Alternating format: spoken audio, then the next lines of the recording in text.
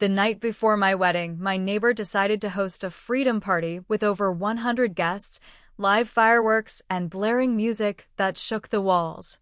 When I knocked to beg for some peace, he threw open the door and shouted, "Your little white dress means nothing to me." At 3 a.m., police arrived, but he had already blamed the party on us, claiming we invited everyone. The wedding had to be moved indoors at the last second. As I walked down the makeshift aisle, I saw him smirking from his porch, raising a beer in mock salute. I never wanted to be that neighbor. You know, the complainer. The one always calling the cops over noise or arguing about fence lines. My name's Danielle. I'm 33 now, born and raised in Cedar Rapids, Iowa. I work as a dental hygienist. My fiancé, now husband, Matt, is a contractor. We bought our first home about 2 years ago, a sweet 2-bedroom with a big backyard. We saved forever to get it. Next door was Brent, about 42, twice divorced. No kids. Worked some kind of warehouse job, though he spent more time partying than working. You know the type. Lifted truck, ATVs, always bragging about women he'd conquered. I should have known he'd be trouble. But at first, he kept to himself mostly. Once in a while he'd throw what he called freedom parties. Lots of beer, lots of bass-heavy music, sometimes fireworks, sometimes bonfires. Honestly, it was annoying but tolerable. We figured if we kept a good relationship and didn't stir the pot, it wouldn't escalate. I even baked him brownies when we moved in. I thought being neighborly might help. Biggest mistake of my life. The wedding was going to be in our backyard. My family had flown in. We spent months planning this. A small, sweet ceremony under the oak tree in our yard. White chairs. Fairy lights strung across the fence. My dad even built a wooden archway covered in flowers. By 7 p.m. the night before the wedding, everything was ready. I was nervous, but excited. Matt and I were doing a final walkthrough. His mom was adjusting the chairs. My niece was twirling in her little flower girl dress. That's when we heard the bass. It wasn't the usual level of noise. It felt like it was coming through the ground. I peeked out the window. At least 50 people were already packed into Brent's yard. Kegs, coolers, a couple of grills. The bonfire was already roaring. A guy was setting up what looked like a fireworks launch pad. By 9 p.m., there were over 100 people. By 10 p.m., the music was shaking our walls. By 11 p.m., the fireworks started. Not cute little sparklers. Mortars. Illegal, stadium-sized fireworks. Debris was falling into our yard. Smoke clouded the fairy lights. My dad's pickup, parked near the property line, got a fresh scorch mark from ash falling out of the sky. I tried to stay calm. Matt tried to stay calm. By midnight, 2 of Brent's drunk friends were puking in our bushes. A couple more were trying to park on our front lawn. One guy stumbled into our backyard and grabbed a beer from one of our coolers like he owned the place. I had enough. Matt and I walked next door. I knocked. No answer. Knocked again, louder. Finally, Brent threw the door open. He was shirtless. Beer in one hand, cigarette dangling from his lips. His eyes were bloodshot. His hair was a mess. "What?" he barked. "Brent, please," I started. "We're getting married tomorrow. We need some peace. This is out of hand." He laughed. A deep, ugly sound. Then he leaned in, cigarette smoke curling into my face. "Your little white dress means nothing to me." And he slammed the door. Matt's fist clenched so hard I thought he'd punch the siding off the house. But he didn't. "We're calling the cops," he said. I begged him to wait. "We don't need police drama the night before our wedding. Maybe it'll die down." But it didn't. By 2:45 a.m., the music was still blaring. Fireworks still going off. And then it happened.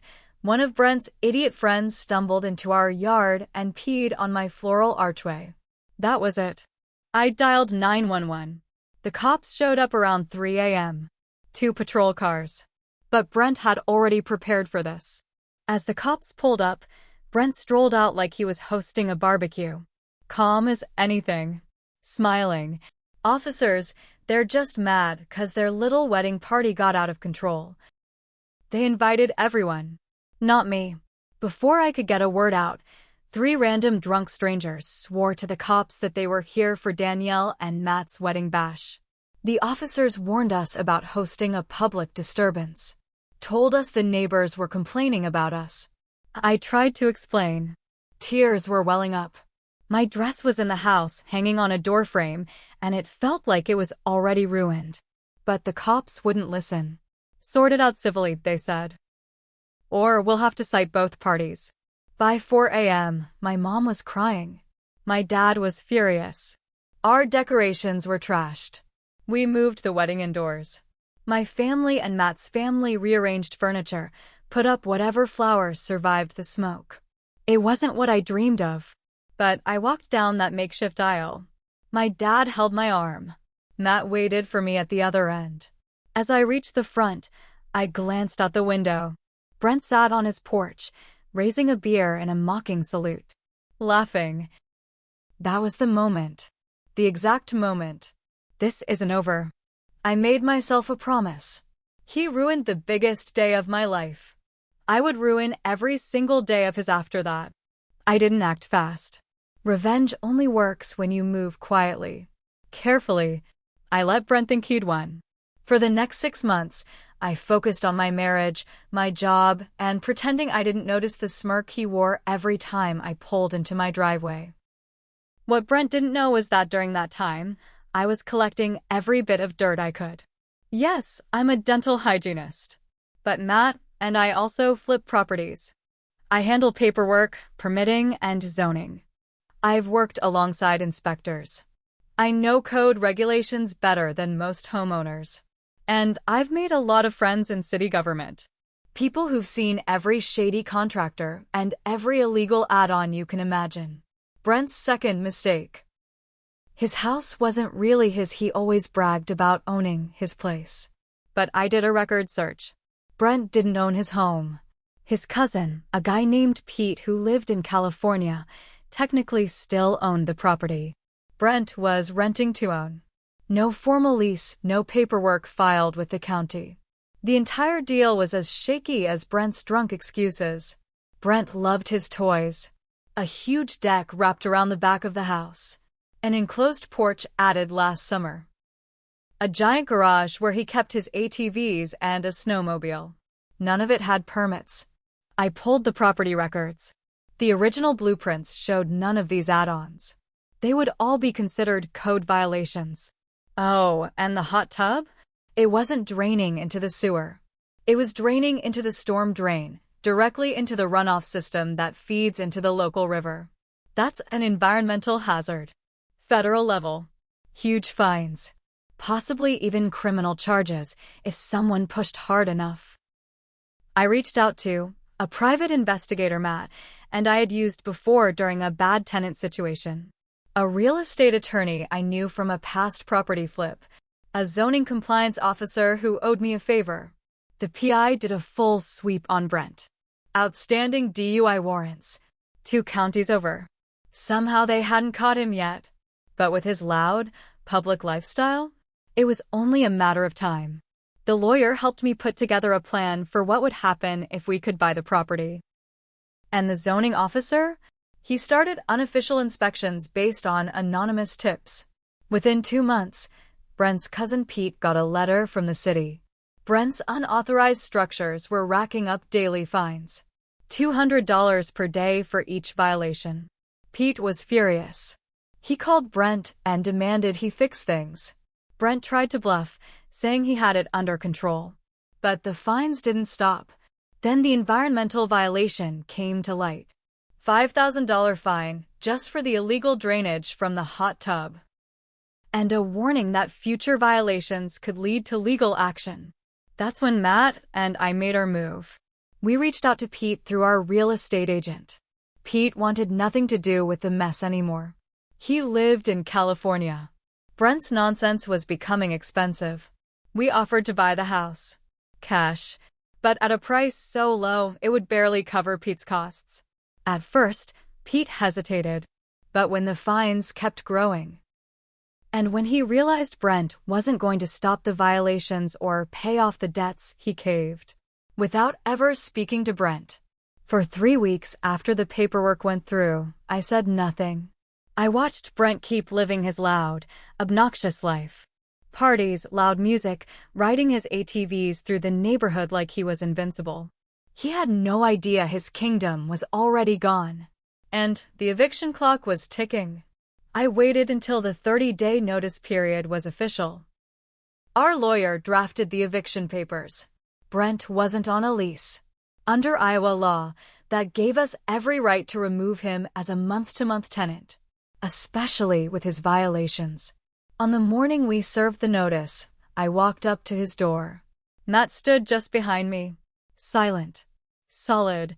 Brent opened the door with that same smug grin I'd memorized the night of my ruined wedding. "What now, princess?" he sneered. I handed him the notice.